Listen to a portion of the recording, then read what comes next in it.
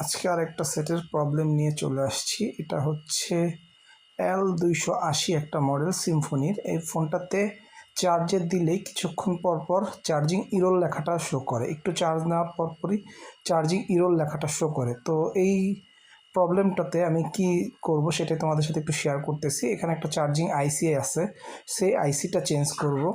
দেখো, প্রথমে আমি আইসিতে পেস্ট দিয়ে দিলাম। এবার হট গানের মাধ্যমে আমি এই আইসিটা তুলে নিব। আইসি তোলার পরে এখান থেকে আমি এই আইসিটা চেঞ্জ করব। আমি অলরেডি হটগানের মাধ্যমে আইসিটা খুলে ফেলছি। দেখো, এখন এই আইসিটা লাগিয়ে দিব। লাগানোর আগে অবশ্যই পেস্ট দিয়ে দিচ্ছি যাতে আইসিটা নড়ে না যায়, সেজন্য। তো অলরেডি আমি এই আইসিটা বসিয়ে দিলাম। এখন জাস্ট হিট দিব। খুব সহজ কাজ, জিনিসটা দেখলে খুবই লাগবে, বাট একটু কেয়ারফুলি কাজ করতে হয়। কাজ করলে এই প্রবলেমটা সহজেই সলভ হয়ে যায়। তো আমি সুন্দর করে আইসিটা বসিয়ে দিচ্ছি। আমার অলরেডি আইসিটা বসানো হয়ে গেছে। দেখো কি সুন্দরভাবে আমি অলরেডি বসিয়ে দিয়েছি আইসিটা। তো ঠান্ডা করার জন্য আমি স্প্রে করে দিচ্ছি ওখানে।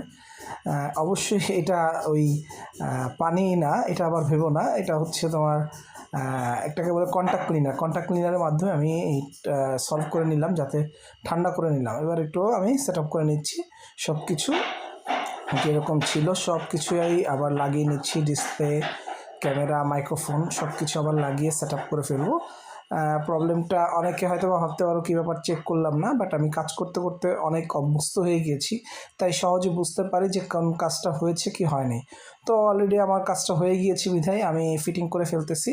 বাট অবশ্যই তোমরা কাজ করার সময় চেক করে নিবে, লাগানোর পরে দেখবে যে আদৌ কি প্রবলেমটা সলভ হয়েছে কিনা। আমি অলরেডি চেক করার আগেই আমি দেখে বুঝতে পেরেছি যে সলভ হয়ে গিয়েছে। এই যে অলরেডি আমার চার্জার, যেহেতু বোর্ডটা